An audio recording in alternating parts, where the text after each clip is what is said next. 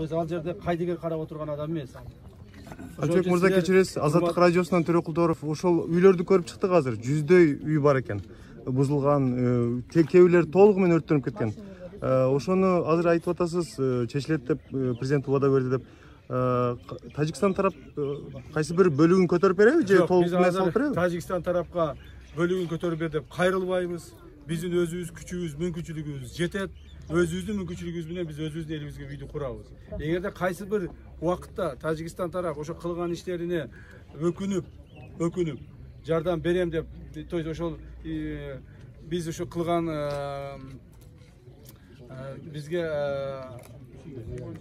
зыянчылыктарын толтуруп берем деп кайрылган болсо, биз аны карайбыз. Бирок азыркы күндө биз Тажикстандан жардам бер деп суранбайбыз. Талап кылбайсыздар өзүңүздөр, э? Туура. Анан сырткары, урматтуу угандар. Анан мына үйлөр турат го. Буларды биз үйлөрдү биз бүтүрөбүз деп айтып койбостон, бул үйлөрдү биз жакынкы күндөрү баштайбыз. Жакын күндөрү. Ушул бир аптанын ар жак бер жагында үйлөрдү кайрадан ордуна кое баштайбыз.